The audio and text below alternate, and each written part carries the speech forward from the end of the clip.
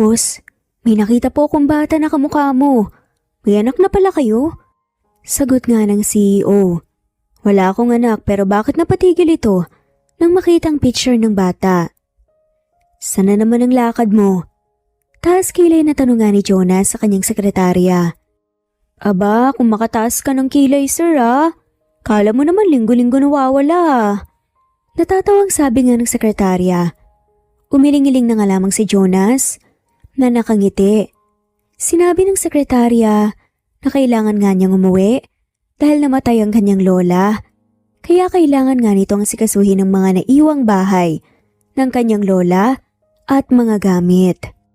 Pinayagan naman ito ni Jonas ang kaisa-isa nga niyang kaibigan na tumagal sa kanya. So mga 2 weeks ka lang naman mawawala ng sekretarya. Nakangising sabi nga ng sekretary ni Jonas na si Kikay. May magagawa pa ba ako? Kahit naman hindi ako pumayag, pupunta ka pa rin eh. Anong masasabi ko sir? Isa akong malayang paru-paro eh. Proud at matapang pa nga, nasabi ni Kikay na ikinatawa naman ni Jonas.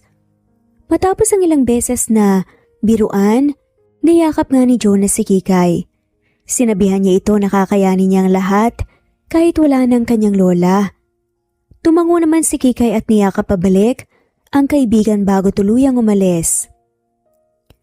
Sa mga sumunod na araw, naging abala si Jonas sa pagtetrain ng mga bagong empleyado ng kanyang kumpanya.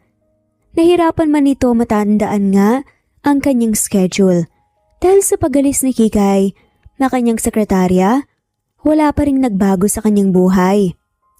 Si Jonas ay isang abalang negosyante sa Maynila. Walang asawa, inakala rin itong wala siyang anak. Wala sa bokabularyo niya ang salitang pamilya dahil para sa kanya, trabaho lang ang mahalaga. Lumaki ito sa pamilyang ubod ng pagkastrikto. Hindi naging masaya ang kabataan ni Jonas habang lumalaki. Sa maliit na pagkakamali lang ay sasaktan na nga si Jonas ng kanyang ama.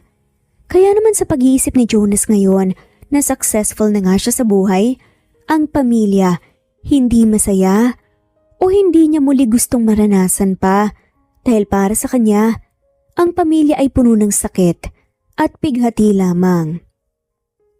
Dahil dito, hindi magawang mag-asawa ni Jonas o bumuo ng pamilya.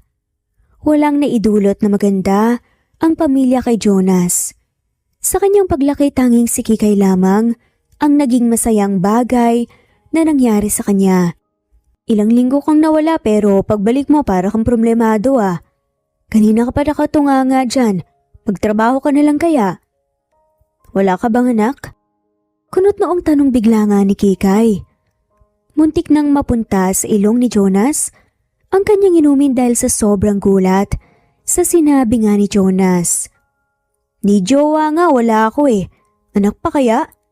Alam mo namang wala akong balak magkapamilya. Kaya hanggang one night stand lang talaga ako. Malay mo, isa sa mga yun ang nagbunga diba? Kibit balikat na sabi na nga lamang ni Kikay. Sasabihin na nga sana ni Jonas na imposible nang may naalala itong nangyari sa kanya isang gabi kung saan may naka one night stand siya. At hindi pa nga ito nakapag-ingat dahil sa sobrang kalasingan.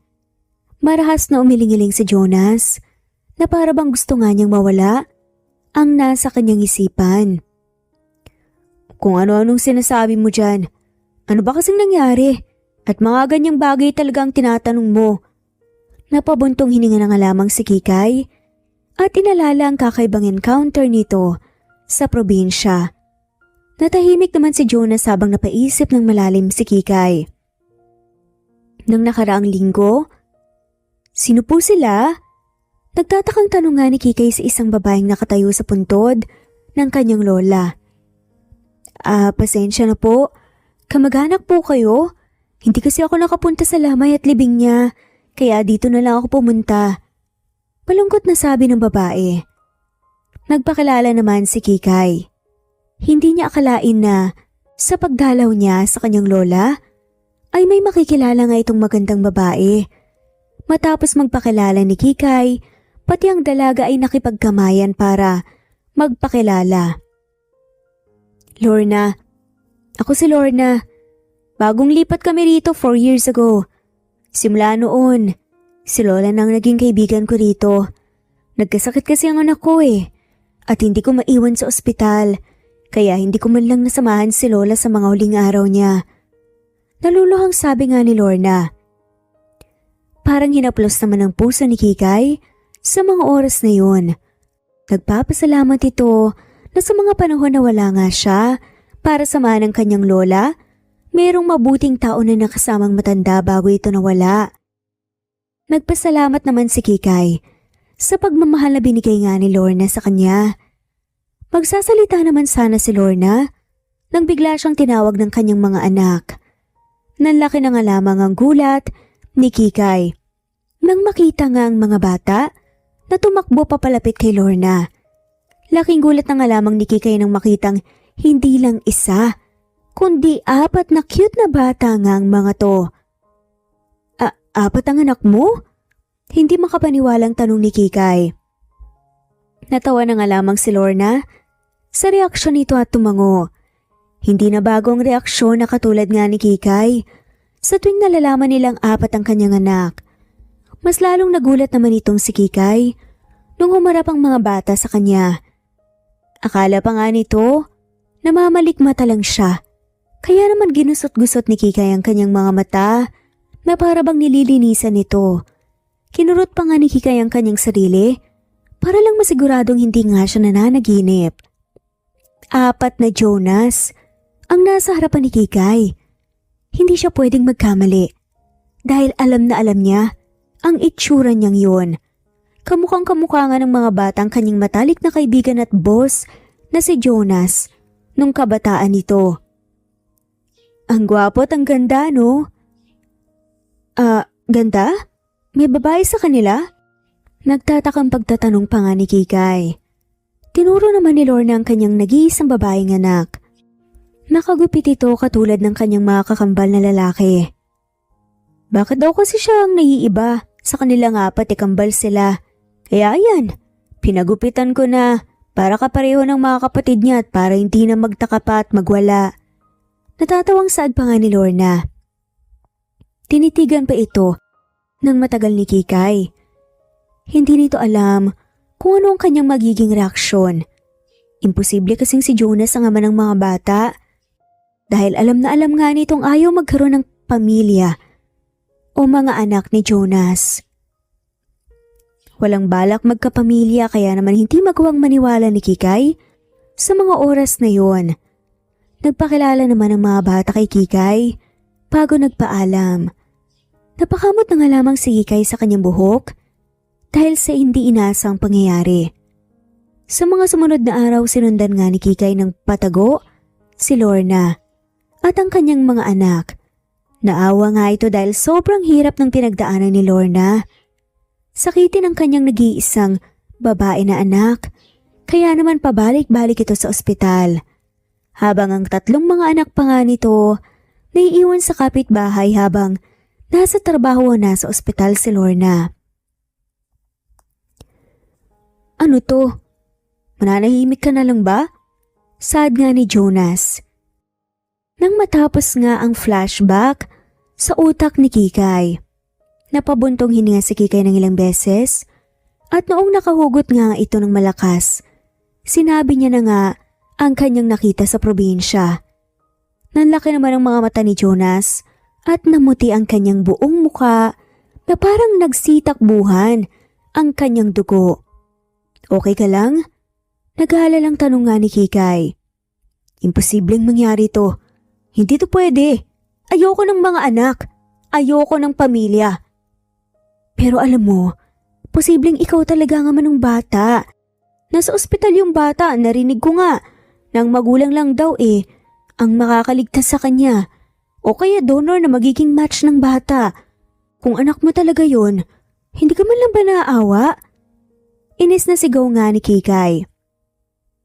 Biglang nakaramdam ng kaba si Jonas. Iniisip nito na paano na lang kung siya nga talaga nga man ang batang sinabi ni Kikay at siya lang ang makakaligtas dito.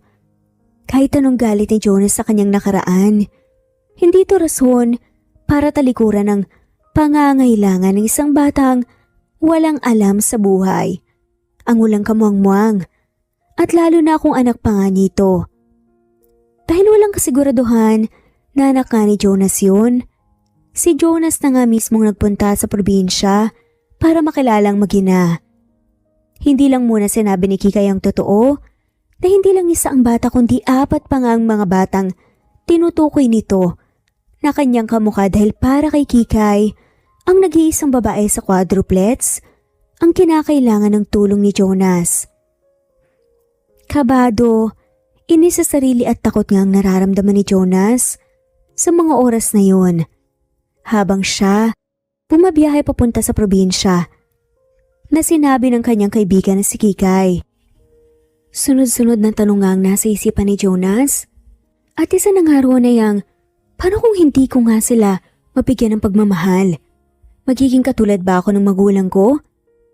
Dahan-dahang naglalakad nga si Jonas sa loob ng ospital at hinahanap ang batang tinutukoy ni Kikay.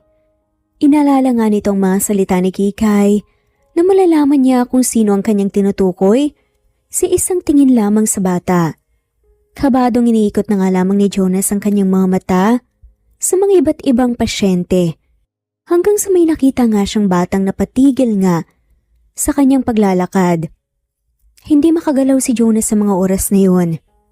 Isang tingin lang alam na nga niyang anak nga niya talaga ang bata. Isang tingin lang parang buong kaluluwa na nga at buong dugo ni Jonas ay sinasabing anak niya, ang bata. Mas lalong hindi makagalaw si Jonas nang nakita nga niyang isang babaeng minsan nang pinasaya siya, ngunit sinaktan rin ito sa huli. Ang dati nilang katulong na si Lorna. Ang babaeng nagparamdam nga sa kanya ng kakaiba, ngunit biglang naglaho na parang bula at 4 na taon nga ang nakalipas. Samantalang si Lorna naman nakangiting nakatingin nga sa kanyang anak na babae. Nakangiti nga at masaya ang bata na nakatingin sa ina habang hinahantay nga itong makalapit sa kanyang higaan sa ospital. Anak, may dala-dala akong prutas. Wow, salamat po, Mama! Masayang-masayang sigaw nga ng batang babae at nagtatatalon pa nga. Dahil nasa probinsya si Lorna kasama ang kanyang mga anak, ay ang ospital kung saan pinapagamot ni Lorna ang kanyang anak na babae. Hindi katulad ng mga ospital sa mga syudad.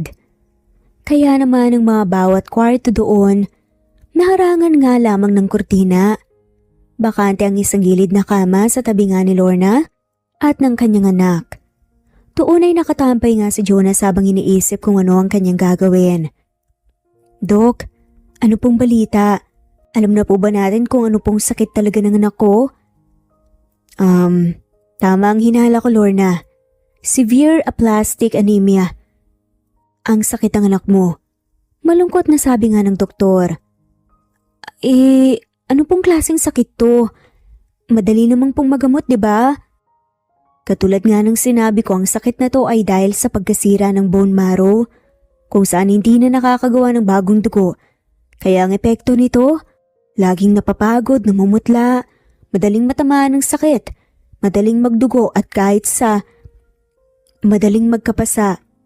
Seryosong sabi pa nga ng doktor. Iyong sinabi mo ba noong huli ang tanging paraan para magamot ang anak ko?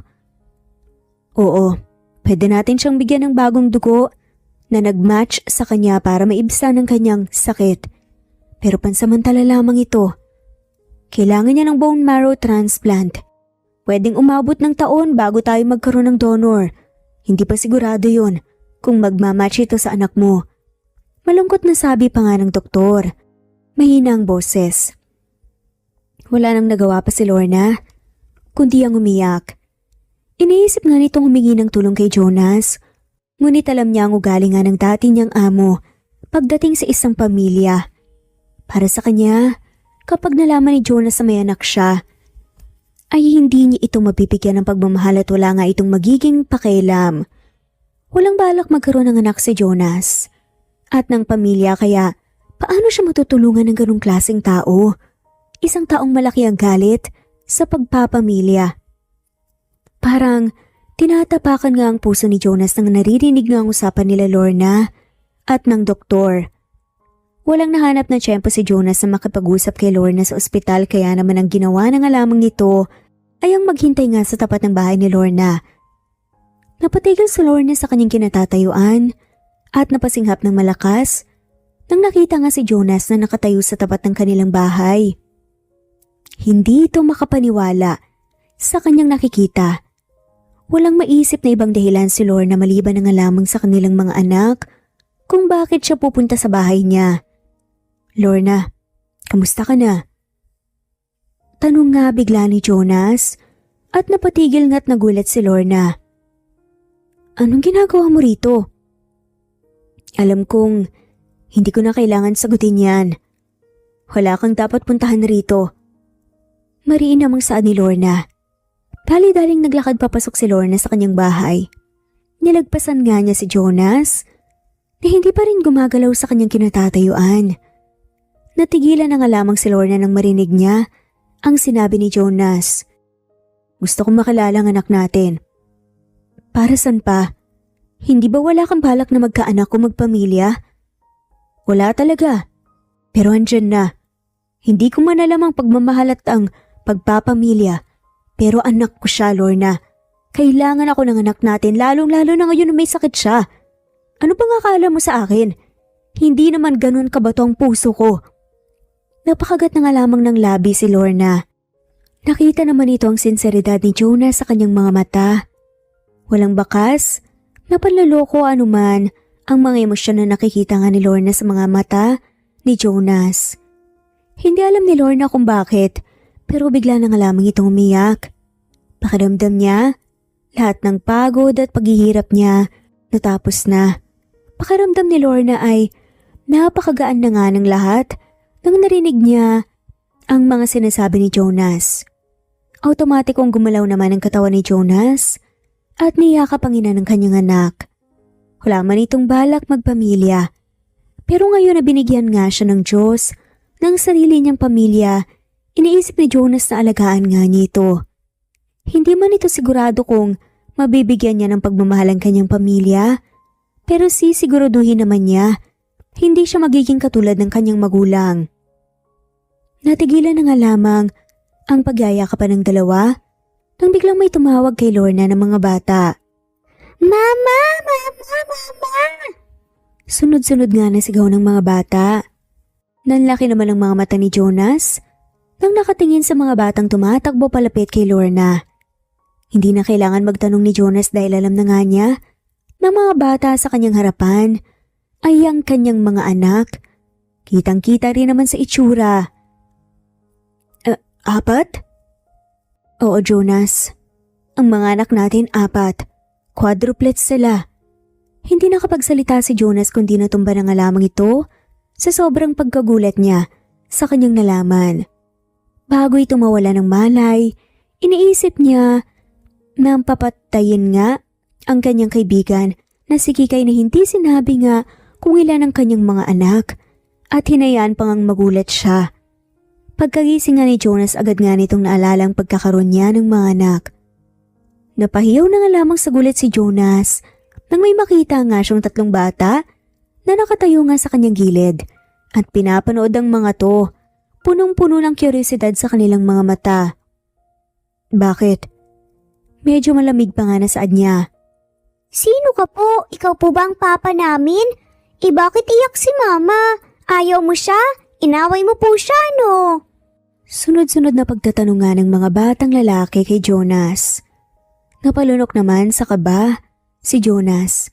Pero inisip nito na kailangan niyang hindi pa halata ang kanyang takot dahil tatay na siya. Wala bang nasabi ang mama niyo?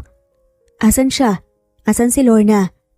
Sinabi ng mga bata na nasa ganung oras ay nagpupunta nga ang kanilang ina sa ospital dahil walang bantay ang kanilang kakambal.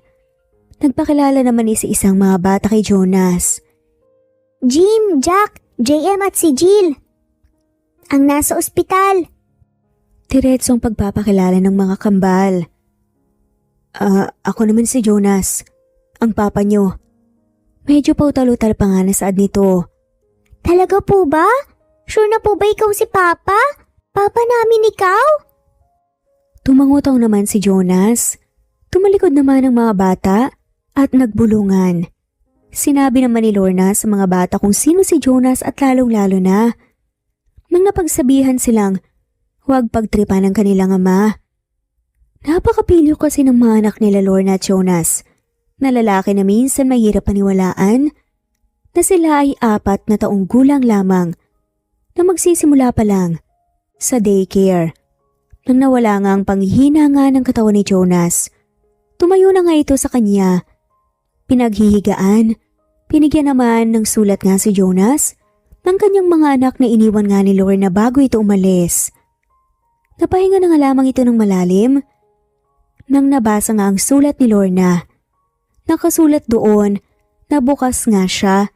Nang umaga babalik at siya na nga muna ang bahala sa mga bata. Napatingin naman ito sa mga bata na walang ginawa, kundi titigan lamang din siya. Kumain na ba kayo? Umiling-iling ang mga bata ng sabay-sabay. Ako rin medyo nagugutom na rin ako, umorder na lang kaya tayo. Order? Ano ang order? Curious na tanong pa nga ng isang bata. Napangiti naman si Jonas. Tinawag niya ang mga bata para ipakita ang kanyang tinutukoy na order ngunit binuksan niya ang app kung saan lagi nga siyang umu-order ng pagkain. Pumungad dahil walang signal. Napabuntong hininga na nga lamang mga mata at sinabing maglaro na nga lamang sila sa kanilang kwarto. Nainis naman si Jonas at hindi ito sanay na napapahiya ito. Matapang na tumayo si Jonas at tinignan ang loob ng ref. Mabuti na lang marunong magluto si Jonas, kaya naman nagawa niyang ipagluto ang mga bata. Nagtatalawang isip naman ang mga bata na kainin ang niluto ng kanilang ama. Tinasa naman ito ng kilay ni Jonas, hindi nito akalain na hindi pagkakatiwalaan ng sarili niyang mga anak ang pagkain na kanyang niluto. Kumain na kayo, malinis naman yan huwag kayong mag-alala. Nakangising saad na nga lamang ni Jonas. Nagtingin na ng 3 magkakapatid. Pero dahil hindi na nga nila mapigilan ng gutom, kumain na nga rin sila. Hindi alam ni Jonas kung ano ang kanyang nararamdaman. Sa mga oras na kasama niya ang kanyang mga anak, na kumakain nga ngunit pakaramdam naman ito, walang halong bigat ang kanyang puso sa mga oras na yun. Buong hapon walang ginawa ang 3 magkakambal, kundi pahirapan ng kanilang ama. Ano-anong mga kalokohan ang kanilang ginawa kay Jonas. Hindi naman nagalit si Jonas, kundi hinayaan na nga lamang niya at iniisip na ganun pala kahirap ang mag-alaga ng mga anak. Nabibilib tuloy siya kay Lorna na nakayanan nga nitong magpalaki ng 4 na bata na sabay-sabay. Pagdating naman sa gabi, nagulat nga si Jonas nang hawak-hawak nga ng mga batang kanilang unan. Halata rin dito, hinihintay nga nila si Jonas na matapos sa banyo. Bakit? May problema ba? Mga anak? Hindi po kami makatulog. Maingay po kasi sa kwarto Lagi din po namin katabi si mama matulog. Isa-isang sabi nga ng mga bata, ngunit sa totoo lang, gusto nilang makatabi ang kanilang ama na matagal na nga nilang hinahangad. Napangiti naman si Jonas. Hindi ito sanay na may katabi nga siyang natutulog. Kaya naman sa kanyang isip-isipan, alam niya nang hindi ito makakatulog ng maayos. Nagkunwaring natutulog si Jonas, bumangon naman ng 3 at nag-uusap noong inakala nga nilang tulog na ang kanilang ama. Siya kaya talaga ang papa natin? Siya ang papa natin, sabi ni mama hindi naman magsisinungaling si mama. Paano yan? Iiwan niya kaya tayo ulit? Baka naman pinapaasa lang tayo niya Natahimik ang 3. Ngunit mabuti na nga lamang sinabi nga ng isa sa mga kambal na hindi sila iiwan ng kanilang ama. Dahil kahit anong pahirap nga ang kanilang ginawa, ay hindi nga ito umalis o nagalit. Doon, inisip na nga lamang ng mga bata na mahal nga sila ng kanilang ama. Kahit na hindi pa rin nila maintindihan kung bakit wala ito sa kanilang paglaki. Parang sinasaksak nga ng paulit-ulit ang puso ni Jonas. Hindi man ito alam kung bakit hindi sinabi sa kanya ni Lorna at tumalis na nga lamang, ngunit malakas ang kanyang pakiramdam na siya ang may mali. Pag-uwi ni Lorna ng hapon, napangiti ito nang nakitang magkakatabi nga ang mag-aama na natutulog. Dahan-dahang naglakad nga papasok sa kwarto si Lorna. Ngunit napahiyaw ito nang biglang may pumigil sa kanyang pintuan sa pagsara. Nagulat ito nang nakita nga ang galit na mukha ni Jonas. "Ano bang problema mo dyan, sir? Gusto mong manilip? Kapal mo ah. Gusto lang kitang kausapin. Bakit mo iniwan ng ganun-ganun lang ang mga bata?" "Andito ka naman, diba?" Sadama ni Lorna. "Buti na lang may alam akong lutuin. Buti sana kung may food delivery dito, wala pala." Inikutan na nga lamang ni Lorna ng mga mata si Jonas. "Dahil sa ginawa ko, napalapit ka kaagad sa mga bata. Dapat nga magpasalamat ka sa akin eh." Tumango-tango si Jonas. "Oo na." "Oh, bakit nagre-reklamo ka pa? Hindi ba dapat nagpasalamat ka?" "Thank you na." Pinalis na nga ni Lorna ang paa ni Jonas na humaharang nga sa kanyang pintuan at patuloy na isinara. Napakunot noon na nga lamang itong si Jonas nang bigla niyang na-realize na nabaliktad ni Lorna ang usapan. Dapat siya ang galit at dapat magpaliwanag si Lorna pero sa huli, siya pa talaga tong nagmukhang mali at nagpasalamat pa talaga kay Lorna. Pinalagpas na nga lamang ito ni Jonas. Kamot ulong bumalik kung saan sila nakatulog ng mga bata. Napangiti ito habang tinitignan ng mga bata at naramdaman ng kakaibang pagmamahal sa mga batang kanyang nakilala lamang. Hinaplos ito isa-isa ni Jonas. Napatayo naman kaagad si Jonas nang makita nga si Lorna na lumabas ng kanyang kwarto at nakapalit na ng damit. "Hindi ba galing ka sa ospital? Bakit hindi ka muna matulog? Kamusta si Jill?" Napangiti naman si Lorna sa pag-aalala ni Jonas. Pinalita nga ni Lorna ang kalagayan ng isa pa sa mga kambal na nasa ospital. Matapos ang kanilang pag-uusap ay nalaman na nga ni Jonas ang buong kwento sa sakit ng kanilang anak. Hindi naman nagdalawang isip si Jonas na sabihin sa kanya na handa nga siyang magbigay ng dugo o kahit anuman sa kanyang anak. Parang hinahaplos ang puso ni Lorna at may bumubulong sa kanyang tanggapin ang sinasabi ni Jonas. Dahil para naman sa kanyang anak, ay agad na umuo nga si Lorna sa kagustuhan ni Jonas na ipatest kung siya ay match kay Jill. Natuwa naman sina Lorna at Jonas nang nalaman nila sa doktor na nag-match sina Jonas at Jill at pwede nga itong mag-donate ng bone marrow sa kanyang anak na si Jill. Napaikot ang mga mata ni Jonas sa paligid ng ospital. Hindi sa minamaliit niya ang kakayahan ng mga doktor sa probinsya, pero masyadong hindi safe sa isang bata ang ganong klaseng ospital. Lalong-lalo na at kagagaling nga sa surgery. Siksika na nga rin kasi ang mga pasyente sa maliit na ospital kaya mas lalong nag-alala si Jonas kung makakabuti ba ito sa kanyang anak. Para mas lalong secured ang kalagayan ng kanyang anak. Kaya naman pag-uwi nila Jonas at Lorna, agad niyang kinausap si Lorna. "Sumama na kayo sa akin sa syudad, Lorna."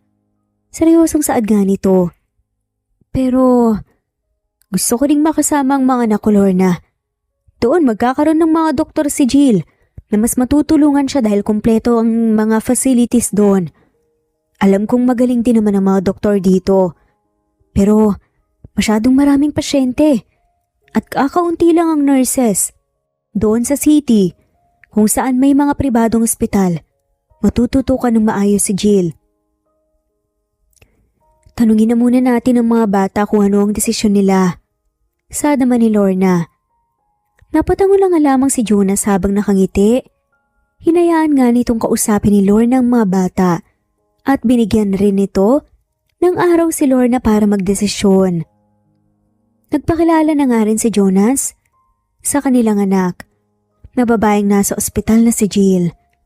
Sobrang tuwa nga ni Jill na nagkaroon nga siya ng ama. Mas natutuwa ito sa tuwing magkakasama sila nila Lorna sa ospital. Hindi na ito naiinggit sa ibang mga pasyente sa ospital dahil meron na nga rin itong buong pamilya. Pumayag din naman lahat ng mga bata sa pagsama sa kanilang ama. Tanging gusto lamang ng mga ito ay kasama ang parehas nilang magulang na si Lorna at Jonas. Natuwa naman itong si Jonas kaya nangako sa mga bata na hinding-hindi na nga sila muli magkakalayo. May mga upahan ba na mura sa tabi ng bahay mo, Jonas? Para naman lagi kong nadadalaw ang mga bata sa paglipat natin sa syudad. Ha? Anong pinagsasabi mo?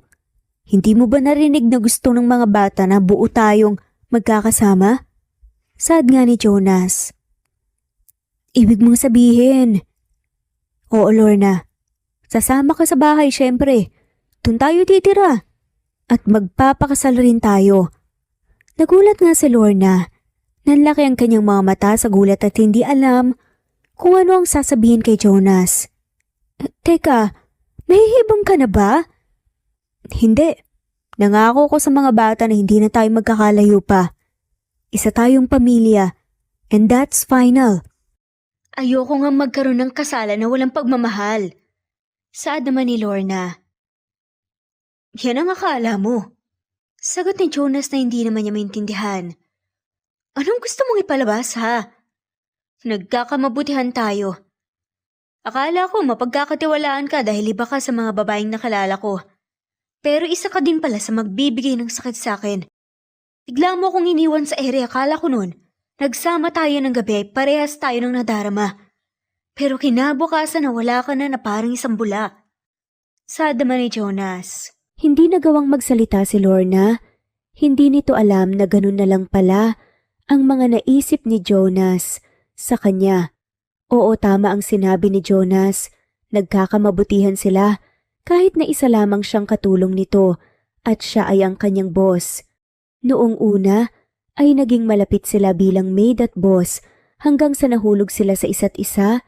May nangyari sa kanila matapos nilang magaminan, ngunit kinabukasan ay umalis si Lorna nang walang pasabi kay Jonas. Hindi alam ni Lorna kung sasabihin niya ba ang kanyang rason, ngunit sa mga oras na yon parang mas maganda na lang na manahimik siya. Kung akala mo pakakawalan kita ulit, nagkakamali ka. Hindi ko palalakihin ang mga anak ko sa hindi buong pamilya. At lalong-lalo nang hindi ko hahayaan na tatakbuhan mo muli ako. Nanlaki mga mata ni Lorna. Sa gulat at pilit na napangiti kay Jonas. Kung ganon wala na akong choice, kundi sumama sa iyo sa mansyon mo. Natuwa naman si Jonas ngunit hindi niya pinakita kay Lorna ang kanyang kasiyahan. Pero hindi niya alam ay napansin iyon ni Lorna. Sa pagningning pa lang ng mga mata ni Jonas ay alam na niyang natuwa si Jonas sa naging desisyon ni Lorna. Punong-puno ng kaba si Lorna. Alam naman niyang mahal pa rin nito si Jonas at alam niyang hindi siya tratratuhin ng mali. Ngunit sa isang bagay lang ito, nalulungkot. Nalulungkot ito at kinakabahan na baka maulit muli ang dati. Ang rason kung bakit niya napagdesisyonan na umalis na lang kaysa ipagpatuloy kung ano ang mayroon sa kanila ni Jonas sa nakaraan. Wow, ang laki ng bahay dito. Ang ganda ng mga ilaw, daming kotse, Mama. Isa-isang sigaw ng mga lalaking bata. Samantalang si Jill naman ng kaisa-isang babae sa mga kambal ay buhat-buhat ni Jonas. Napangiti naman si Jonas nang nagustuhan na agad ng mga bata ang bagong lugar kung saan sila titira. Mas lalong na-excite ang mga bata dahil malaki ang bahay na kanilang pagtitirhan. Pinaayos naman ni Jonas ang mga kwarto ng mga bata. Ngunit ang gusto ng mga kambal ay sa iisang kwarto sila. Ayaw kasing malayo ng mga ito sa isa't isa. Naging masaya naman ang pagsasama nila Jonas at Lorna kasama ang mga bata. Agad namang nagpa-schedule si Jonas sa isang doktor para sa operasyon ni Jill. Lorna, bakit nakabuhok pang lalaki si Jill? Pati ang mga damit niya parang sa mga kapatid niyang lalaki ah. Nagtatakang tanong nga ni Jonas. Napailing na nga lamang si Lorna. Ayaw niya kasing siya lang ang naiiba sa kanilang apat. Kaya yan ang ginagaya ang mga kuya niya. Mabuti na lang at hindi pinilit ni Jonas ang mga suot pang babae kay Jill at hinayaan ang mga batang mamili ng kanilang mga damit noong pinansyal niya ito sa isang mall. Masayang pinagmamasdan ni Jonas ang kanyang mga anak na masayang naglalaro habang si Lorna naman ay kababalik lang galing sa kusina. Nag-prepare kasi ito ng mga inumin ng mga bata at pati na rin si Jonas. Napangiti nga itong si Jonas dahil hindi pa rin nakakalimutan ni Lorna ang gustong timpla ni Jonas. Hindi mo na kailangan gawin to. May mga katulong naman tayo. Iba pa rin kapag ako ang maninilbihan. Ganun ba? Napatawa na nga lamang si Jonas at namangha kay Lorna. Nagbiruan na lang ang dalawa. Tinawagan din naman ni Lorna ang kanyang mga anak para magpahinga sa paglalaro at magmerienda muna. Habang nagmemerienda ang mga bata, ay nagulat na lang sina Lorna at Jonas sa tanong ng kanilang mga anak. Mama, Papa, bakit di kayo sama sa isang kwarto? Ayaw mo ba kay Mama, Papa? Ikaw, Mama, ayaw mo po ba kay Papa? Nag-aaway po ba kayo? Isa-isang tanong ng mga bata nang itinanong ng busong kambal na si Jill ang pag-aaway ng kanilang magulang ay agad na nalungkot ang mga bata. Iniisip nila kaagad na kapag nag-aaway sila Jonas at Lorna ay maghihiwalay muli silang lahat na pamilya. Nagkatingin na naman sina Lorna at Jonas. Napabuntong hininga na lang si Lorna at lumapit sa mga anak. Hindi kami nag-aaway ni Papa niyang mga anak. Hindi lang kasi kami sanay ni Papa mo na magkatabi kaya nag-iisang kwarto kami. Tama ang mama niyo, pero huwag kayong mag-alala. Hinding-hindi na ulit tayo maghihiwalay, kahit na unong away pa. Napangiti naman ng maluwag ang mga bata, baka sa kanilang mga mukhang kasiyahan. Ibig sabihin po ba sa isang kwarto na lang po kayo matutulog mamaya? Kasi di po kayo nag-aaway? Dahil bati po kayo? Napakamot na lang ng ulo si Jonas at pilit na itinatago ang pamumula ng kanyang mga pisngi sa mga bata, lalong-lalo na kay Lorna. Namula din naman si Lorna dahil noong inisip niyang magtatabi sila sa kama ni Jonas, ay agad niyang naalala ang gabing pagsasama nila ni Jonas. Bumilis ang tibok ng dalawa nang hindi nila magawang magsalita. Nagtaka naman ang mga bata, ngunit sa huli ay nagkibit balikat na lang ang mga ito dahil alam nilang hindi magkaaway ang kanilang magulang. Nang umalis ang mga bata para bumalik sa paglalaro, ay sinubukan ni Jonas idaan ang tensyon sa kanilang dalawa sa biro. Paano ba yan? Kailangan na nating magsama sa isang kwarto. Nagulat naman si Jonas nang biglang nilingon ito ni Lorna na masama ang tingin sa kanya. Kinabahan naman itong si Jonas at inakala na baka may sinabi siya mali kay Lorna para magalit ito sa kanya. Gustong-gusto mo to, no? Ano? Hindi Pagtanggi naman ni Jonas. Huwag mong sabihin na binabalak mo ulit ako. Napakunot noo nga ang lalaki. Excuse me. Baka nakakalimutan mo ikaw nagbalak sa akin noon. Nag-walk out na lang si Lorna at napaawang naman ng bibig si Jonas. Hindi ito makapaniwala sa mga sinabi ni Lorna sa kanya. Pumunta na lang din ito sa kanyang kwarto at naligo. Paglabas niya sa banyo ay tahimik itong namimili ng kanyang mga kasuotan. Nakita nito ang picture niya noong bata kasama ang kanyang magulang at natuwa na lang sa kanyang sarili.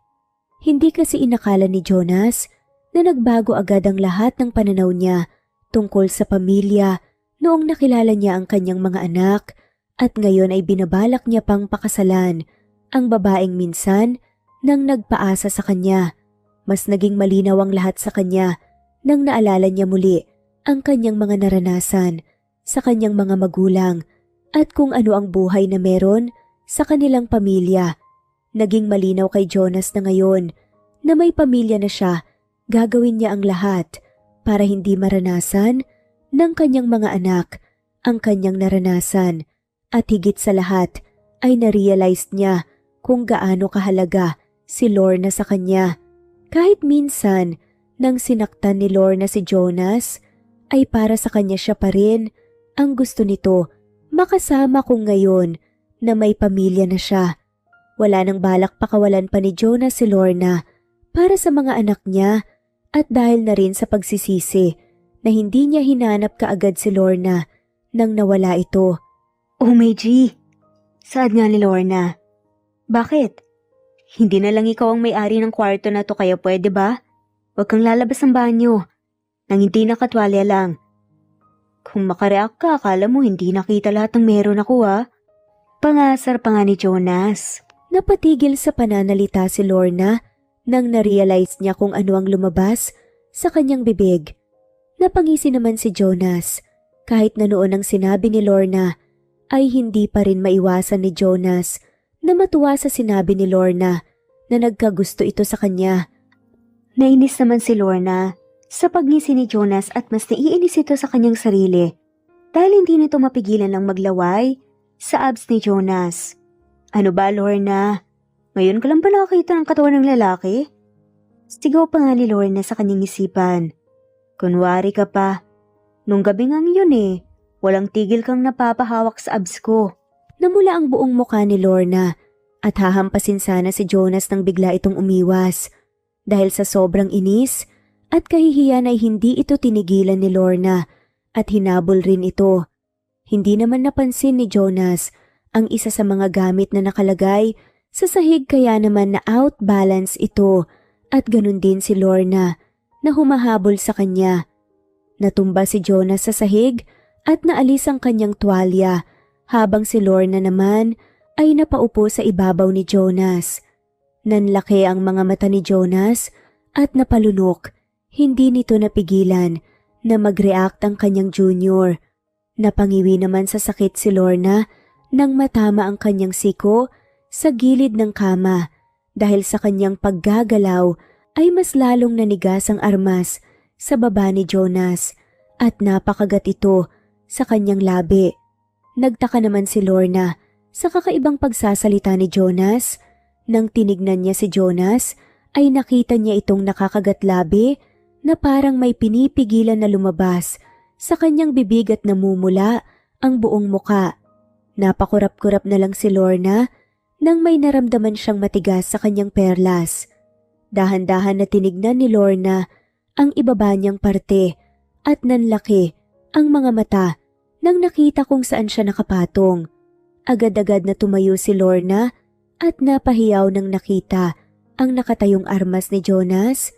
Dali-dali namang tumayo si Jonas at pinulot ang kanyang tuwalya bago pumunta sa banyo. Muling naligo si Jonas, ngunit sa pangalawang pagligo niya ay tumagal ito sa pagligo.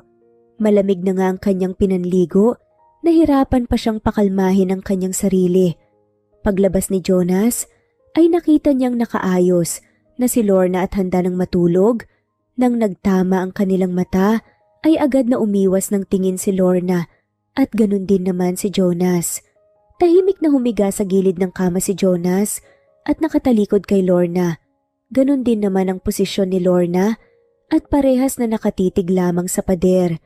Gusto nilang makipag-usap sa isa't isa, ngunit dahil sa nangyari kanina ay hindi nila magawang makipag-usap ng maayos. Malamig ba ang aircon? Gusto mo babaan ko? Tanong nga ni Jonas. Ayos lang. Kung gusto mo ganyan, okay lang din sa akin. Kamusta nga palang pakiramdam mo? Napakalma mo ba? Tanong nga ni Lorna. Bigla namang napaupo si Jonas sa sinabi nga ni Lorna. Bakit mo naman kailangan banggitin? Ang awkward na nga Paghihirap nga ni Jonas. Anong magagawa ko? Yun ang lumabas sa bibig ko Kumalma ka na nga Lorna. Sorry na okay? Bakit hindi pa ba kumakalma? Pagbibiro pa nga ng babae. Hindi na lang nagsalita si Jonas at muling humiga. Nagkibit balikat na lang si Lorna at humiga na rin sa kanyang pwesto. Ilang minuto ang nakalipas ay nakatulog naman itong si Lorna habang si Jonas naman ay gising na gising pa rin. Kahit anong gawin nito ay hindi siya nakatulog. Nako-conscious ito, nakatabi niya si Lorna at dahil na rin di niya muling mapakalma ang kanyang armas na naninigas. Kunot noong humarap si Jonas sa lamisahan habang kumakain ang kanyang mag-iina. Pati tuloy itong si Lorna ay nainis dahil ganun na lang ang itsura niyang hinaharap ang bata sa kainan. Hinila ni Lorna si Jonas papasok sa kanilang kwarto at siniguradong nasa malayo ang kanilang mga anak para kausapin. Bakit ba nakasimangot ka sa harap ng mga bata? Hindi mo ba napansin na ang isa sa kanila ay tingin ng tingin sa'yo at gusto kang kausapin? Pero dahil ganyan ang mukha mo, hindi nila magawa. Hindi nagsalita si Jonas, kundi tinuro ang kanyang armas.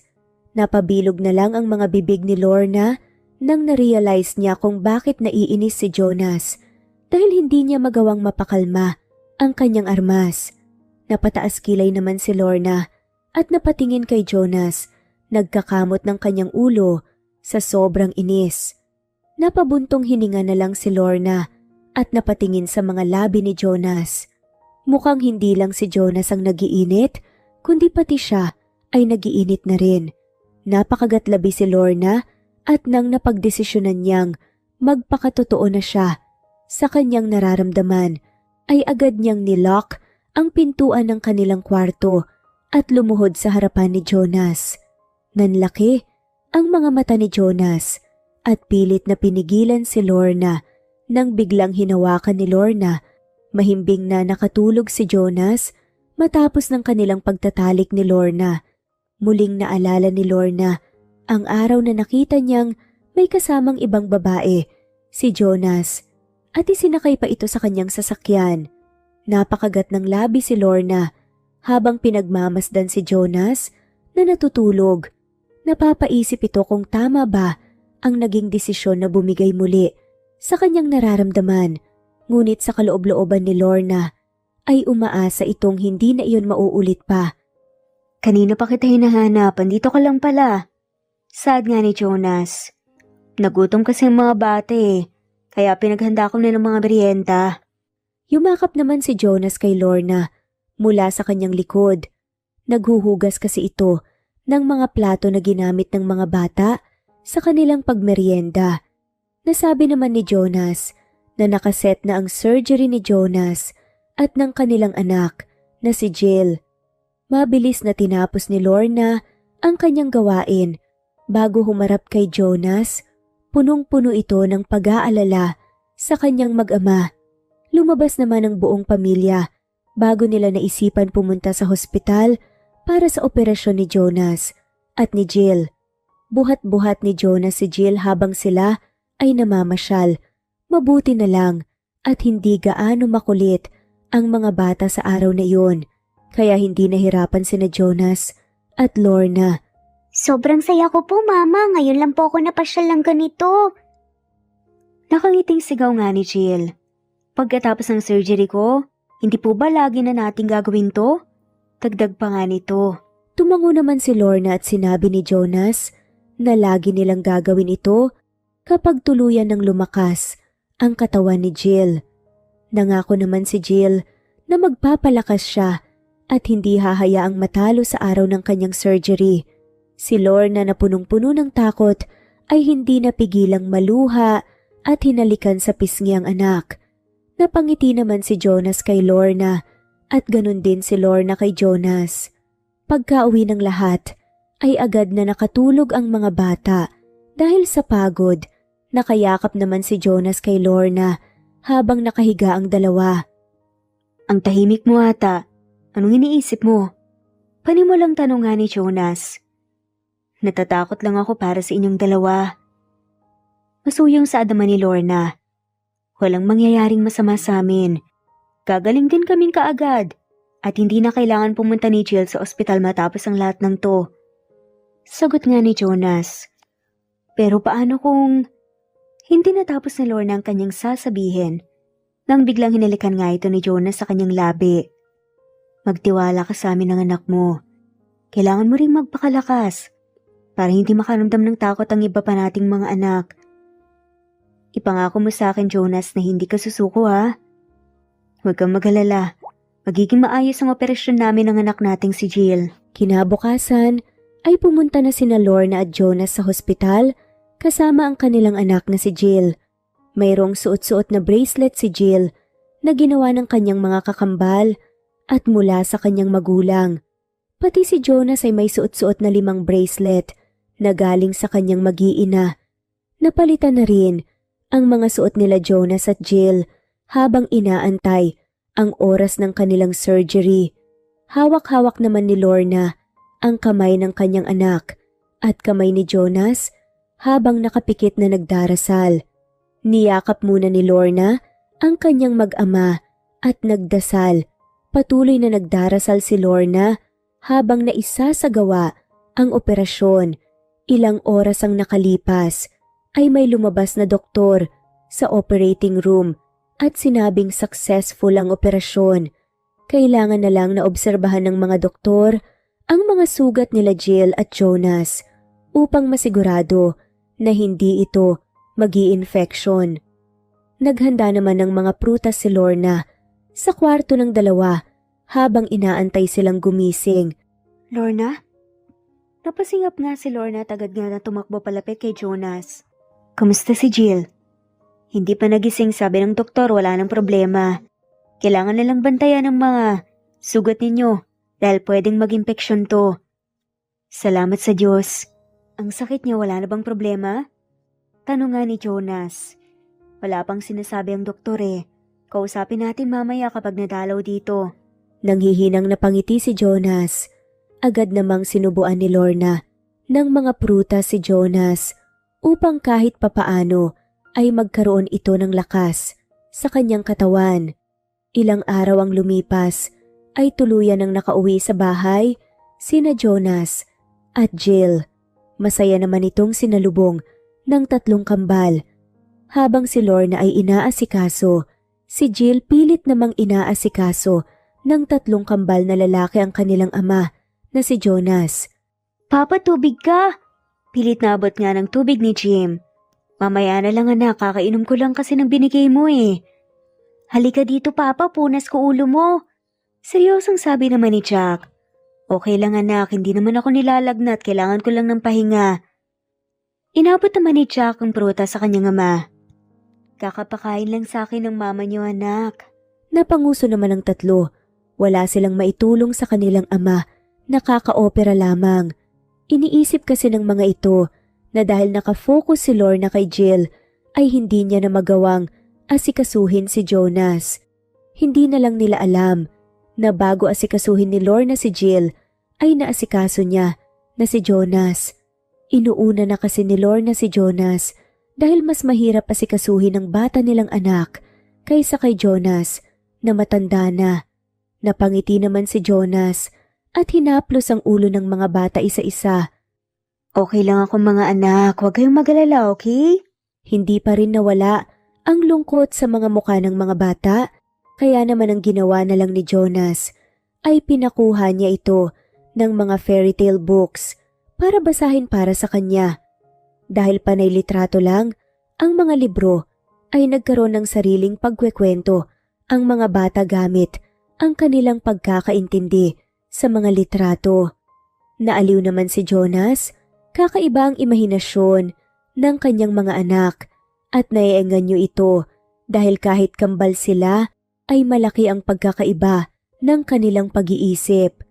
Nang tuluyan ng gumaling si Jonas, ay agad itong bumawi sa kanyang pamilya.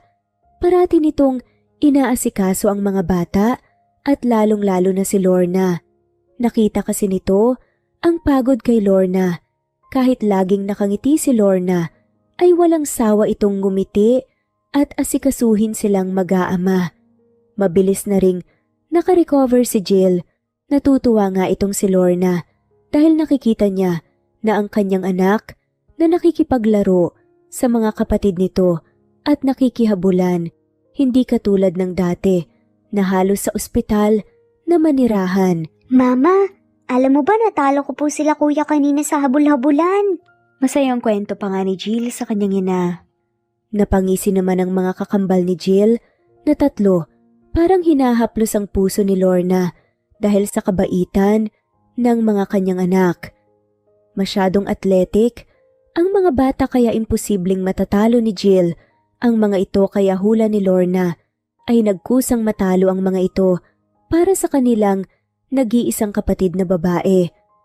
Ikaw, Jonas, wala na bang masakit sa'yo? Ano ka ba naman, Lorna? Ako pa nga itong naunang umayos ang kalagayan eh. Masama manigurado? Ikaw talaga. Umiling-iling na lang si Lorna sa kalokohan ng kanyang kasintahan. Naging maayos naman ang relasyon nila Lorna at Jonas, ngunit hindi pa rin nila pinag-uusapan ang nakaraan. Hindi pa rin alam ni Jonas kung bakit siya iniwan ng basta-basta ni Lorna at hindi rin alam ni Lorna kung ano nga ba ang karelasyon niya sa babaeng nakita niyang kasama niya at hinalikan pa ito. Pero kahit na ganun ay naging masaya ang kanilang pagsasama. Noong tuluyan na ring bumalik ang lakas ni Jill, ay bumalik na sa pagtatrabaho si Jonas araw-araw. Ilang buwan ang nakalipas, ay nagsimula na ring pumasok sa eskwela ang 4 na taong gulang na quadruplets na magtataong 5. Nahuli kasi silang pumasok sa eskwela dahil sa nagkasakit si Jill. Excited na excited si Jonas at Lorna lalong-lalo na ang mga bata na pumasok sa eskwela. Sa pagpasok sa eskwela ng mga bata, ay lagi na lang naiiwan mag-isa si Lorna sa bahay ni Jonas. Naging abala na rin kasi si Jonas sa kanyang kumpanya at marami na itong na-stock na mga trabaho simula noong nagkasama-sama sila nila Lorna. Matutuloy ba tayo bukas? Na-excite kasi ang mga bata pero nakikita kong busy ka. Oo naman, gagawa ako ng oras ha. Mauuli ako pero pangako susunod ako. Sigurado ka? Tanong nga ni Lorna. Oo naman. Wala ka bang tiwala sa akin? Ngumiti na lang si Lorna. Ayaw niya namang sabihin na wala itong tiwala sa kanya dahil alam niyang gagawa siya ng paraan para magkaroon ng oras na lumabas kasama ang kanilang mga anak. Ngunit alam ni Lorna kung paano maging busy si Jonas kaya naman nagdududa ito. Gusto sana niyang sabihan ng mga bata para hindi masyadong umasa. Ngunit sobrang saya na ng mga bata na makakasama nila ang kanilang ama ulit sa paglabas kaya hindi nagawang magsabi ni Lorna sa mga bata. Sa araw ng kanilang paglabas ay dumating na lang si Jonas sa lugar kung asan sila Lorna. Ngunit nakita niyang buhat-buhat ni Lorna ang 2 bata at ang kanilang driver naman ang may buhat sa 2. Nagmadali namang lumapit si Jonas kay Lorna para buhati ng mga bata mula sa kanya. Malungkot na napangiti si Lorna at hinalikan na lang ang pisngi ni Jonas. Sa ngiting iyon ni Lorna ay alam na ni Jonas na grabe ang tampo ng mga bata sa kanya. Hinanap ba ako? Tanong nga ni Jonas. Ano sa tingin mo? Hahanapin ka ba nila? Bumawi ka na lang sa kanila. Hindi man nila maintindihan sa ngayon pero alam kong maintindihan din nila ito paglaki. Pero ayokong lumaki sila nang may sama ng loob sa akin, Lorna. Hinaplos na lang ni Lorna ang likod ni Jonas at niyakap. Hindi rin kasi nito alam kung ano pa ang dapat sabihin ni Lorna kay Jonas. Sinubukan naman ni Jonas ang maghanap ng oras para sa kanyang pamilya, ngunit talagang gahol ito sa oras na mas lalong nagpalalim sa kanyang guilt. Isang gabi ay naisipan ng mga batang antayin ang kanilang ama. Kahit na napauwi si Jonas ng late, ay inantay pa rin siya ng kanyang pamilya. Noong nakarating si Jonas ay narinig niya ang usapan ng kanyang mag-iina. Mama, bakit lagi pong wala si Papa? Hindi niya na po ba kami gusto? Lagi ako nakiss po ni Papa sa noo pag natutulog kami. Hindi na po siya nakikilaro sa amin. Malungkot na sabi ng quadruplets. Naawa naman si Lorna sa kanyang mga anak, ngunit pinaliwanag na maraming ginagawa si Jonas kaya naman intindihin muna nila. Nangako din si Lorna na kapag wala nang ginagawa si Jonas ay sisiguraduhin ng kanilang ama na babawi ito sa kanila. Parang sinasaksak ang puso ni Jonas na pinapakinggan ng mga saloobin ng kanyang mga anak. Dahan-dahang pumasok si Jonas at lumapit sa mga anak niya. Ang lungkot na narinig ni Jonas ay biglang naglaho at bakas na bakas sa mukha ng mga bata ang kasiyahan. at nakita nila ang kanilang ama. Kahit anong pagod ni Jonas ay inasikaso niya ang mga bata at pinatulog sa kanilang kwarto. Pagpasok naman ni Jonas sa kwarto nila ni Lorna ay napaupo ito at napabuntong hininga. Ramdam na ramdam ni Jonas ang kanyang pagod. Pumapayat ka na. Kumakain ka ba sa trabaho? Minsan oo, minsan hindi. Wala akong oras eh. May bago kasi kaming proyekto kaya marami talagang tatrabahuin. Nalulungkot na lang si Lorna. Ngunit ginawa pa rin niya ang lahat ng kanyang makakaya para masuportahan si Jonas kahit na maliliit na bagay lamang ito.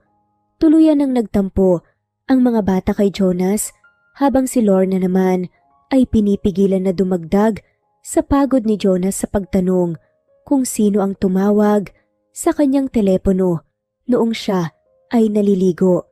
Dahil sa kanyang pagdududa kay Jonas ay naisipan ni Lorna na magluto ng pagkain at idala sa opisina ni Jonas. Pagpunta ni Lorna sa opisina ni Jonas ay naabutan niya itong nakikipagtawanan sa isang babae na nakaupo sa kanyang lamisahan. Natigilan si Lorna at hindi ito makagalaw. Nakatitig lamang ito kay Jonas na nakangiti ng malawak at tumatawa ng malakas habang kinakausap ang dalaga na nakaupo sa kanyang lamisahan. Agad-agad na tumalikod si Lorna para umalis nang bigla niyang nabunggo ang sekretary ni Jonas na si Kikay. Nanlaki ang mga mata ni Kikay nang makita ang pamilyar na muka ni Lorna. Nang napansin ni Kikay ang naiiyak na mga mata ni Lorna at ang boss niyang masayang nakikipagkwentuhan sa kanyang ex-girlfriend, ay nalaman niya na kung ano ang nangyayari.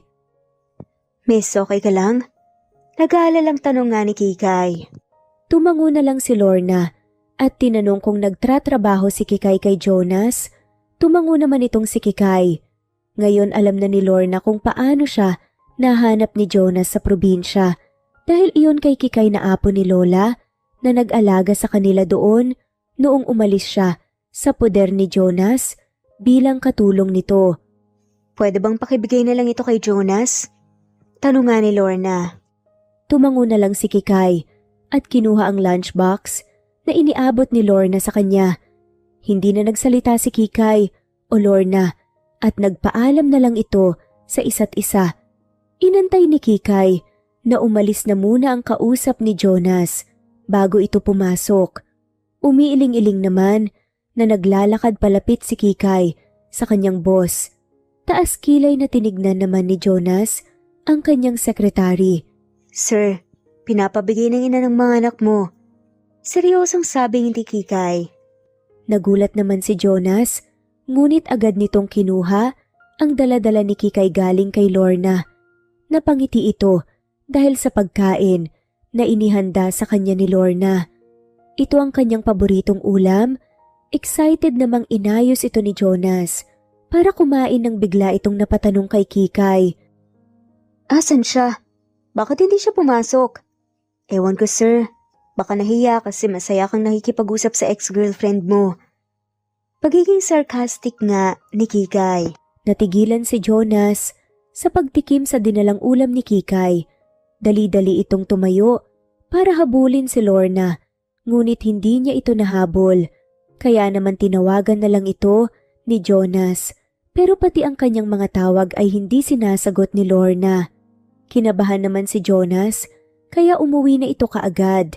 Agad na sinalubong ito ng kanyang mga anak na nagulat sa pag-uwi ng maaga ng kanilang ama. Binati naman ito ng madalian ni Jonas at tinanong kung asa ng kanilang ina. Nakahinga naman ng maluwag si Jonas dahil hindi umalis si Lorna, ngunit pagpasok niya sa kanilang kwarto ay nakita niya si Lorna na umiiyak. Nagulat naman din si Lorna at agad-agad na pinunasan ang kanyang mga luha. Ang aga mo naman umuwi. Nagpunta ka raw kanina sa opisina? Bakit hindi ka pumasok sa office ko? May ginagawa pa kasi, kaya hindi na ako nagtuloy. Lorna, ang kasama ko kanina ay ang... Oo, alam ko. Ang ex-girlfriend mo. Narinig ko sa mga empleyado mo kanina na nagbubulungan. Agad namang lumapit si Jonas kay Lorna at nagpaliwanag. Totoong dati silang magkasintahan, ngunit magkaibigan na lang talaga sila. Tumayo si Lorna at tinalikuran si Jonas. Sa ilang buwan nilang pagsasama ni Lorna ay ngayon lamang sila mag-aaway. Nilabas ni Lorna ang kanyang saloobin sa pagiging busy ni Jonas. Hindi ako nagsalita kahit na gano'n na lang nalungkot ang nararamdaman ng mga bata. Dahil sa pagkabisi mo, dahil naintindihan ko. Pero ang makita kang masayang nakikipagkwentuhan sa dati mong kasintahan, habang ang sarili mong mga anak, hindi mo magawang makipaglaro ng kahit na 1 minuto. Grabing inis ang nararamdaman ko. Hindi naman nagsalita si Jonas. Huminga na naman nang malalim si Lorna at nagsalita. Ikwinento nito kung bakit siya umalis matapos ang gabi nilang pagsasama. Dahil nakita niyang kasama niya ang babaeng kasama niya kanina at naghalikan sa labi bago sumakay sa kanyang sasakyan. Nanlaki naman ang mga mata ni Jonas. Naalala niya kung ano ang nangyari sa araw na yon. Wala namang kahulugan ang halikan na yon dahil ganun na lamang magpaalam ang kanyang dating kasintahan sa kanya. Bakit hindi ka magsalita? Tanong nga ni Lorna. Kahit anong gawing pagpapaliwanag ni Jonas ay alam niyang iba ang magiging dating nito kay Lorna.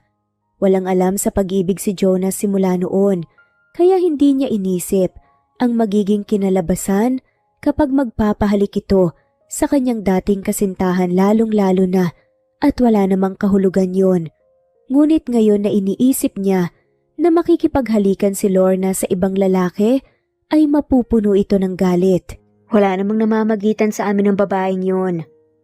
Matagal kaming magkasintahan pero hindi kami ganun kalapit sa isa't isa. Hindi ko na lang din binigyan ng mali siya ang kanyang paghalik dahil ito ang nakasanayan naming dalawa. Ngayong ikakasal na siya, nagpunta ito sa opisina ko para bigyan ako ng invitation.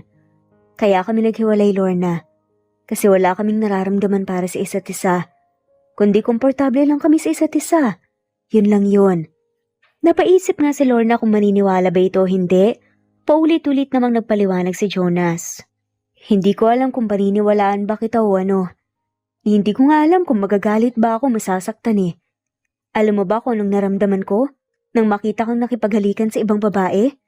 Na naging isa ako sa mga babaeng pinaglaruan mo? Katulong mo man ako, pero hindi dapat ganun ang ginagawa mo. Napailing-iling na nga lamang si Jonas. Ni minsan, Lorna, hindi ko yan naisip. Ni minsan hindi kita pinag-isipan ng ganyan. Totoong mga nararamdaman ko sa iyo simula noon hanggang ngayon. Hindi ko man maayos na hinarap noon dahil sa aking pride at hindi paniniwala sa pag-ibig ngunit lahat ng bago. Yun ay dahil sa iyo. Hindi na napigilan ni Lorna ang kanyang mga luha at sunod-sunod na mga luha ang nagsibagsakan sa kanyang mga mata. Hindi naman nagdalawang isip si Jonas na lumapit kay Lorna at yakapin ito. Sa mga sumunod na araw ay kahit na alam ni Jonas na marami pang kailangan gawin sa kanyang kumpanya ay umuuwi ito sa tamang oras para bumawi sa kanyang mga anak, lalong-lalo na kay Lorna. Hindi nito hinayaan na makaramdam si Lorna ng kakaiba. Pinatunayan rin ni Jonas na wala silang namamagitang kakaiba ng kanyang dating kasintahan. At nag-usap lang muli dahil sa nalalapit nitong kasal. Pinagkatiwalaan naman ito ni Lorna. Dahil kahit ano pa mang sakit, ang nararamdaman ni Lorna ay mas nangingibabaw pa rin ang kanyang pagmamahal kay Jonas. Simula ng kanilang away at hindi pagkakaintindihan, ay naging komportable na si Lorna na sabihin ang kanyang mga saloobin kay Jonas. Ganon din naman si Jonas kay Lorna, pati na rin ang hindi nila pagkakaintindihan noon ay kanilang napag-usapan ng maayos. Mas lalong naging matibay ang relasyon nila Jonas at Lorna.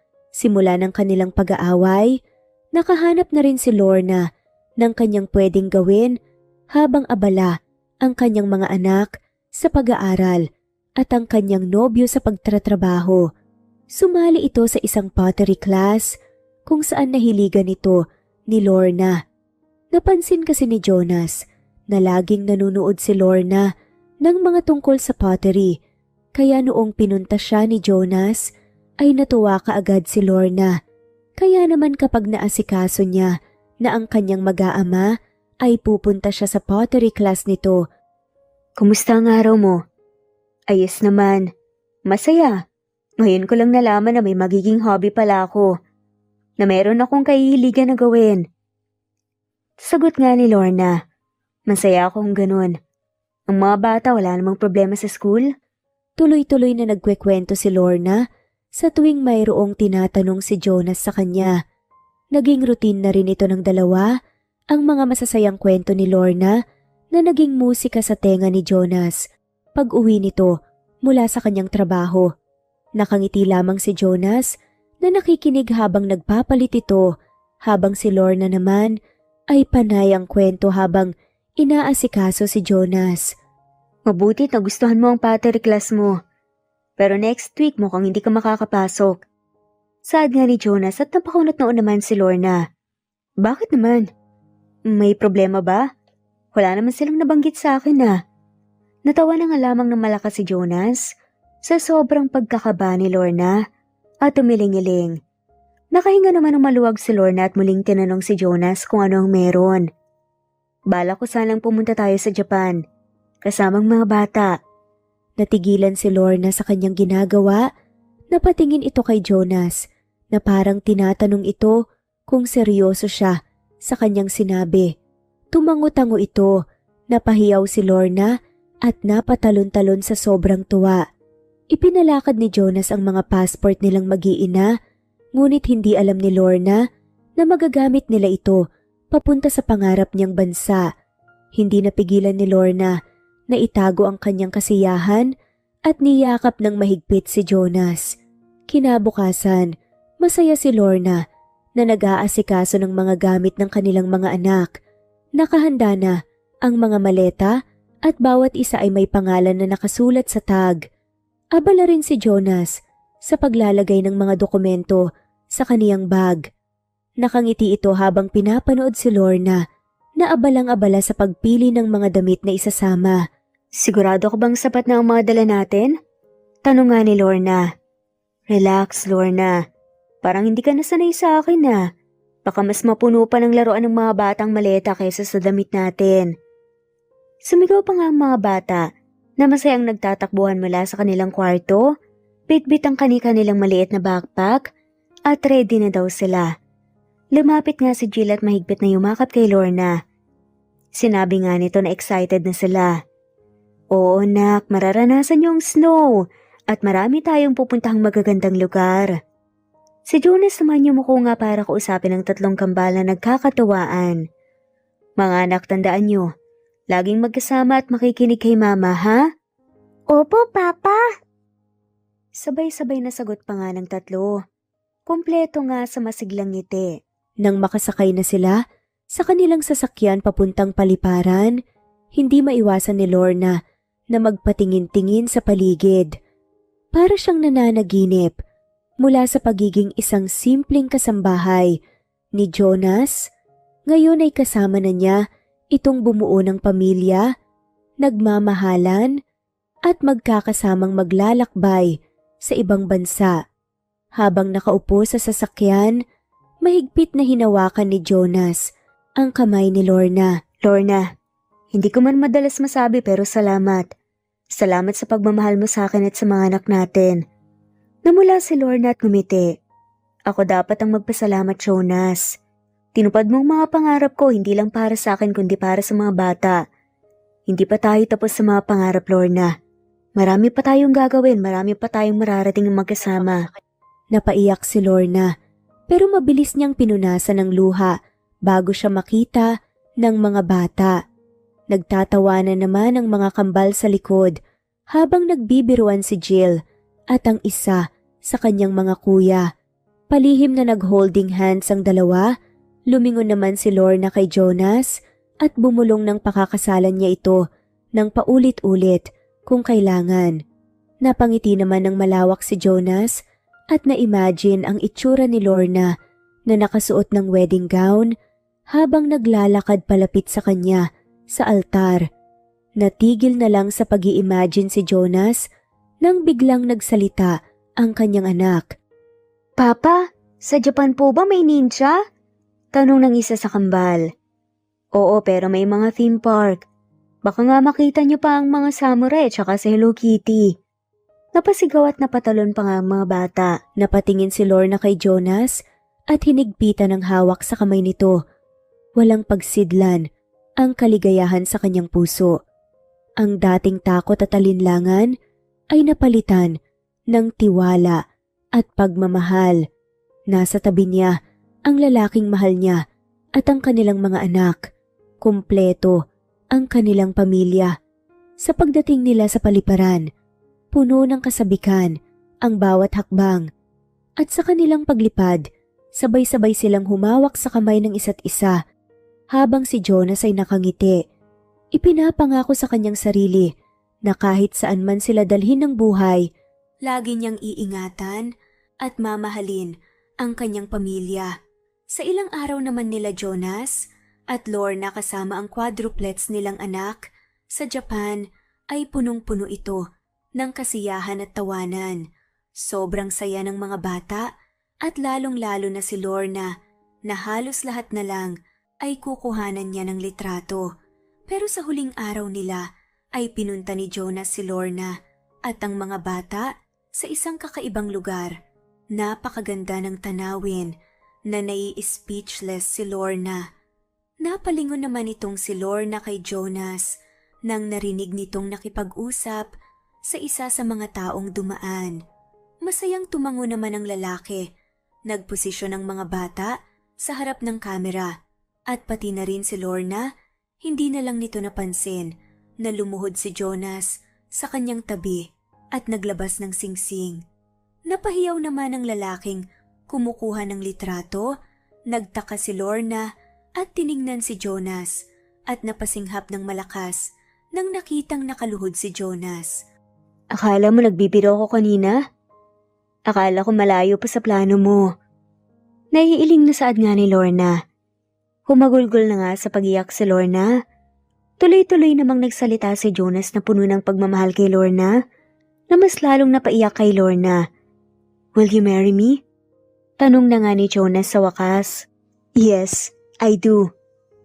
Malugod na saad naman ni Lorna. Sa kabila ng sakit ng nakaraan, ng mga pagkukulang at ng takot sa pagmamahal, natutunan ni na Lorna at Jonas na ang tunay na pamilya ay hindi perpekto, pero ito'y pinagbubuklod ng pag-unawa, pagtanggap at paninindigan. Hindi mo kailangan maging perpekto upang maging mabuting magulang o kabiyak. Kailangan mo lang ng tapang upang mahalin, magpatawad at lumaban para sa pamilya. At dito na nga po nagtatapos ang kwentong pagmamahalan ni na Lorna at Jonas. Maraming salamat po sa lahat ng mawalang sawang sumusubaybay at shoutout po sa mga sumusunod. Jane, Lani Pardillo, Marlene Kayanan, Leonisa Azotes, D. Marie Ramos, Araceli, Lilio Saria, Miras Channel, Raquel Epe, Gina Tutor, Jane, Hartley, Sunshine Sotalbo, Maricel Cabigon, Merlin Baroza, Gina Marayo, Merlin Rodel Obejero, Hans, Cecilia Comoda, Tahan Vlog, Merlin, Kuya Atok, Maria Merly Brogada, Marilu Cabantac, Filipina, Eileen, Mercedita San Jose, Lovina Galang, Lilian, Teresita de Jesus, Monina Aviles, Yula Pedrona, Romana Gorospe, Rosemary Vasquez, Marley Lazaraga, Leonisa Azotes, Jocelyn Tancinco, Estelita Mahia, Ding Lege,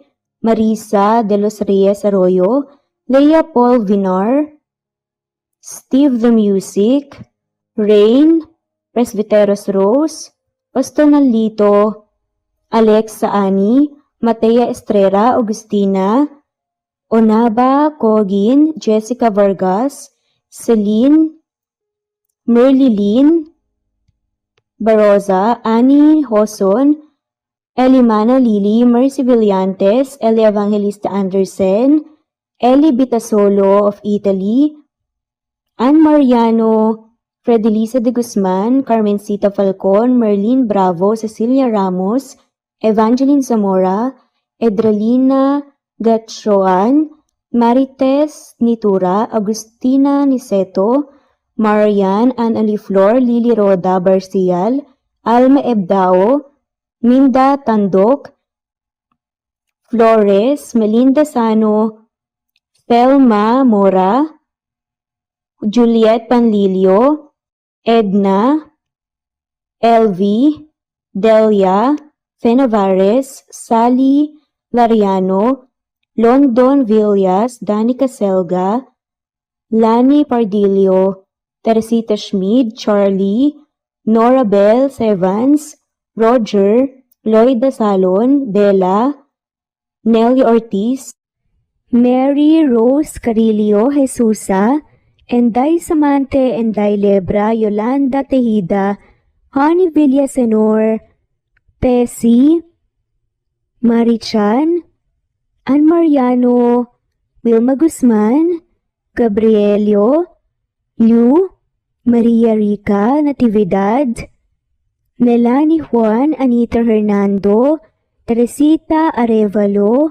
Raquel Magno, Carmencita Falcon, Flordet, Nat Greenfax, Luz Templo Nuevo, Teresita Schmid, Flor Cabrera, Virginia Salazar, Luz Templo Nuevo, Leia, Madeline Tagle, Wilma Villafuerte, Isaac Ablon, Menchita de Belen, Federico, Mercy Edrosolo, Fe, Adamson Machas, Quinshano Ebas, Eli Ramirez Elizabeth Gilas, Arem Ruhi, Julius Edna Romero, Charlie Angelina Samia, Emma Gadiano, Rosemary Vasquez, Lisa, Estelita Mahia, Elvi Candontol, Corazon Danke of University of Eastern Philippines University, Teresita, Neil Bacolor, Evangeline Zamora, Charlie Jane Clemente, Susan Upaga, Susan Rodrigo, Fred Deliza de Guzman, Juby Hernandez, Helen Murillo, Edarlina Fahil,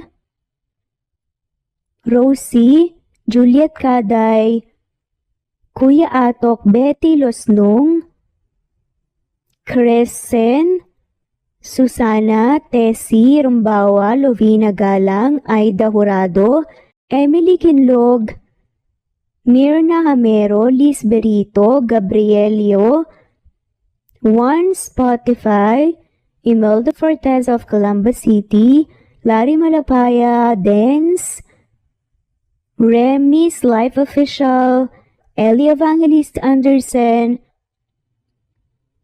Choi Choi, Ree, Jasmine Baya, Jerowina Aquino, Emeguba, Marilyn Babula, Shane Villarmino, Beth Sardina, Gabriel, Nino Regidor, Mel Abrogar, Rosemary Vasquez at shoutout na rin po sa lahat ng mga walang sawang sumusubaybay. Maraming salamat po. Veronica Briseño, Violeta Murillo, Teresita, Teresa Bulie, Christine Flores, Nesbeth Anaban, Flor Salvalion, Kuwait, Raquel Labay, Kuya Atok, Lani Pardillo, Eva Violeta, Presbyteres Rose, Amy Regalado, Teresita, Res Cavilla Havana, Precious, Lilian Nobebe, Eli Evangelista Anderson, Marziel Arcilias, Rosemary Palaganas, Rose Martinito, Ding Liege, Alexa Gomez, Jomira Bueno, Amy Fenovares, Irma Emma, Lali, Emralino, Tortillas Gaming, Matea Estrera, Anali Flor, Rosemary Tinito, Rosemary Palaganas, Excelsis Tagala, Emily Kinlog, Rosemary, MM, Penning Escal, Neri Cabangon, Lucia Baldo, Rosemary Vasquez, Londono Villas, Faye, Rosemary, Angelo, Vicky Adlaon, Mercy Villantes, Rezeline Unday, Allen, Ace, Nino Regidor, Jeyo Cadtec, Escapades Matilda, Irma Valerio, Agustina Aniceto, Cecilia Alvior, Naitan Canada, Lily Roda Barcial, Eli Ramirez, Doris Day Pangan, Lynn Lee of Macau, Reyes, Rebecca Tezuka, Noel Macero, Rizalina Credo, Mitchie Karch, Romel Carion, Juliet Panlilio, Lynn, Merlilyn Zenny Marion, Wenoni Anya Lucas from Bacolod City, Merlina Aparata, Annalyn Nantes, Flordette, Lorena Utod, Faye, Anita Hernando, Rochan Rodriguez, Mary Rose Carillo Jesusa, Enday Samante, Enday Lebra, Yolanda Tejida, Honey Villasenor, Tessie, Marichan, Ann Mariano, Wilma Guzman, Gabrielio, Liu, Maria Rica Natividad, Melanie Juan, Anita Hernando, Teresita Arevalo, Raquel Magno, Carmencita Falcon, Flordette, Nat Greenfax, Luz Templo Nuevo, Teresita Schmid, Flor Cabrera, Virginia Salazar, Luz Templo Nuevo, Leia, Madeline Tagle, Wilma Villafuerte, Isaac Ablon, Menchita de Belen, Federico, Mercy Edrosolo, Fe, Adamson Machas, Quinciano Ebas, Eli Ramirez Elizabeth Kilas, Arem Ruhi, Julius Edna Romero, Charlie Angelina Samia Emma Gadiano, Rosemary Vasquez, Lisa, Estelita Mahia, Elvi Candontol, Corazon Danke of University of Eastern Philippines University, Teresita, Neil Bacolor, Evangeline Zamora, Charlie Jane Clemente, Susan Upaga, Susan Rodrigo, Fred Deliza de Guzman, Juby Hernandez, Helen Morillo, Edarlina Fahil, Rosie, Juliet Caday, Kuya Atok, Betty Losnong, Crescen, Susana, Tessie Rumbawa, Lovina Galang, Aida Jurado, Emily Kinlog, Mirna Hamero, Liz Berito, Gabrielio, One Spotify. Hi listeners! Say goodbye to dark and dull skin with vitamin C. Target an even tone and dark spots while nourishing and protecting against damage under the Philippine sun. Try Garnier's Vitamin C Sunscreen SPF 50, link in the description box.